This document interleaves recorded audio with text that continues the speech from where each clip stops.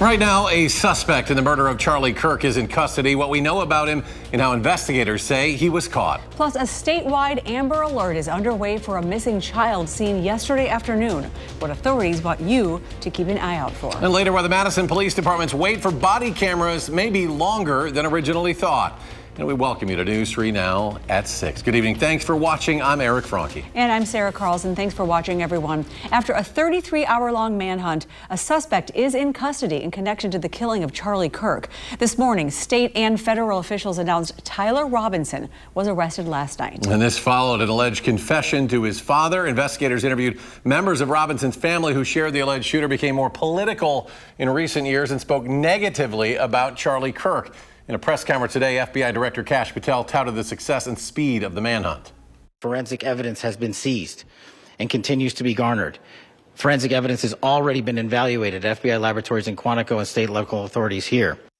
Now, some of the evidence collected included a bolt-action rifle and shell casings with engraved inscriptions. The alleged shooter's roommate showed investigators messages on Discord, a group chat app, where Robinson talked about retrieving a rifle. Authorities believe he acted alone. Utah Governor Spencer Cox decried the violence as an attack on American ideals, calling it a watershed moment in the nation's history.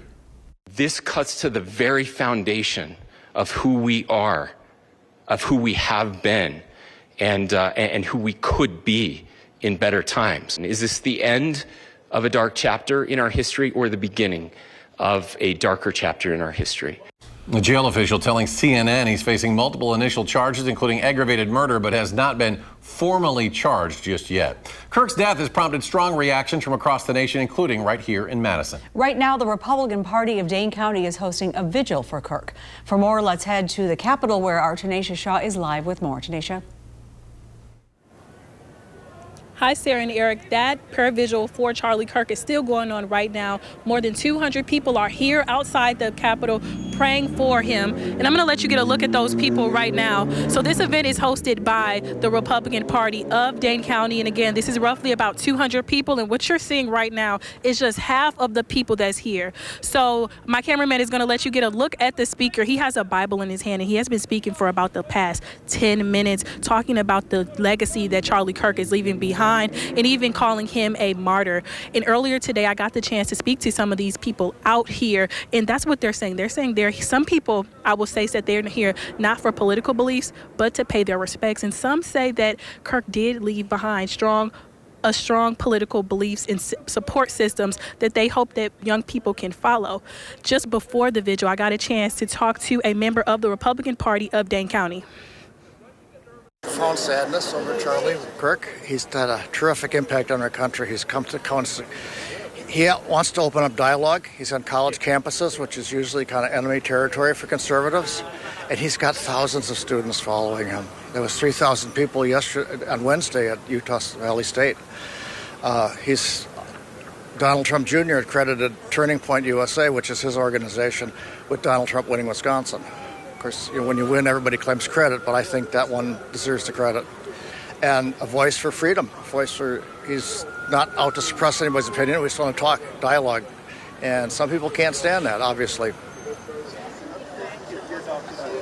And I also got the chance to say hello to Brian Schimming, the chairman of the GOP party here in Wisconsin. And Schimming, along with all the more than 200 people out here, got a chance to sing songs and say prayers and remember what they say is a legacy that Kirk is leaving behind. Now, there's no end time for this prayer vigil, but I'll be out here covering all of it, letting you know what's going on out here in the Capitol. And I do want to note that this is very peaceful. There has not been anything violent and barely any disruptions that, really impacted this program.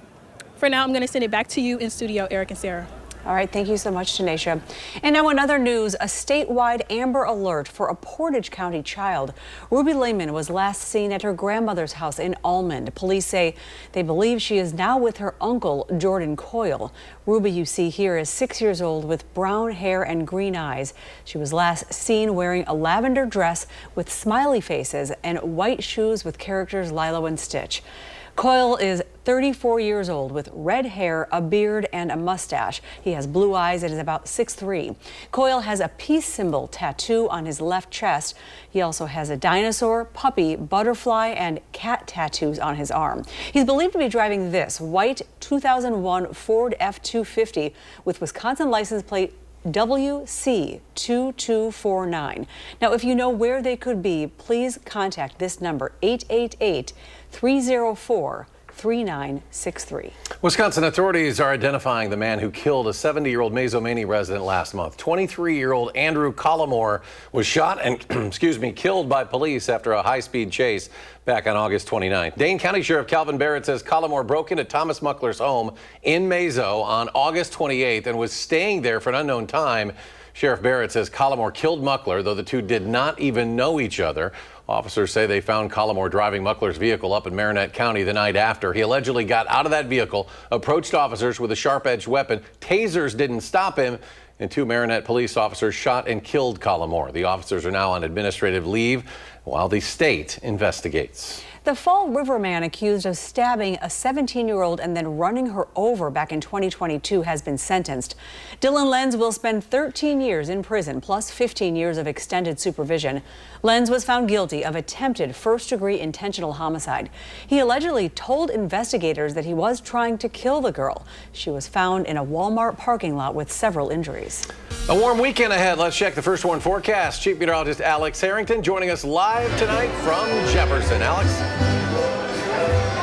Hey there, folks, Southern Wisconsin. Welcome to the 54th festivities beginning for the Kamilakite Days, Friday, Saturday, and Sunday. Sunday's the parade. Beamez, our photographer, is going to do just a pan here to show how everything's filling in here in Jefferson at the county fairgrounds right now. Folks are dancing. We got band playing. Folks are getting some of their beverages, and there's food and dance. They're going to do an address here in just a moment, and then I'll be back in 10 minutes after weather here to talk to Sherry more about the parade on Sunday. But the weather forecast, everybody's where there are other festivities going on too this weekend. Everybody's wondering about that shower and storm chance this weekend. Right now, radar 3000 showing some showers and thunderstorms well to the north and towards the west, and they will be moving their way towards the south and east as we go into the evening hours. When you join me again in 10 minutes, we're going to talk to Sherry more about the parade here on Sunday, and we'll track these showers and storms through the rest of the upcoming night, and we'll let you know if they'll impact Saturday. That's in a few minutes. Until then, Alex Harrington here at the Kamilakite Days, the kickoff. News 3 Now. We'll see you in a couple of minutes. All right, Alex. Thank you. Madison's former police chief wanted the department to have body cameras by the year 2027. But newly appointed Chief John Patterson says that is unlikely. It is the biggest department in Dane County without that technology. Last year, the department did a 90-day trial that found officer behavior did not change while wearing those cameras. Chief Patterson says 2027, though, isn't necessarily a practical timeline as the city is coming off the voter-approved referendum last year. We're still managing, some of our budget challenges for next year. And so I don't think we'll see them immediately, but I'm going to continue to prioritize those as an acquisition in the future. Patterson also says his concern is over personnel and the manpower that it takes for a records department to process all that footage. To think about dropping 492 body cameras and all the associated video that's going to be recorded every day on our records staff right now would be, ill-advised, I think. Former Chief Sean Barnes said the agency would need to add at least one paid position to handle all that additional footage. Our Ellie LaLiberte talks through body cameras and crime issues with the new chief this Sunday morning. You can watch it at 10:30 a.m. Sunday on For the Record. Well, coming up next on News 3 Now at 6, the Trump administration secures a legal win over Planned Parenthood. Plus, the rising popularity of electric bikes and scooters as a group of U.S. doctors urging some caution how people could stay safe. Stay with us. You're watching News 3 Now at 6. A big thank you to donors. The Coats for Kids campaign is off to a great start. So far, we've collected Look at that, 556 coats. And here's how you can continue to help. We're looking for kids' winter coats, jackets, and accessories. And there is a special need for infant, toddler, and larger teen sizes, but adult sizes are welcome too. You can make donations at any Madison area Clinky Cleaners from now until October 4th.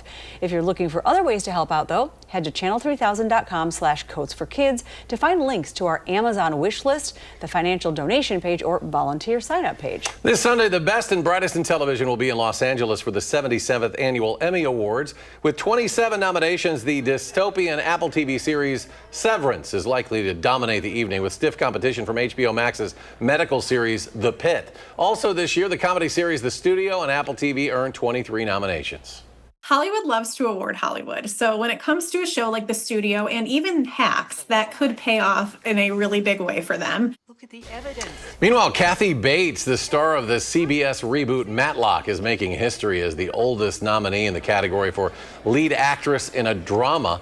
To keep the winners from going over with their allotted time in their speeches, Emmy host Nate Bargatze says he's donating $100,000 to the Boys and Girls Club of America, but it goes down. His donation will drop if winners go too long. So you can watch all the excitement here on CBS Sunday Night, streaming on Paramount Plus at 7 p.m. And great news for fans of Garth Brooks. The country music star is adding a second show in Milwaukee next summer due to overwhelming demand. And what I said is true, next summer.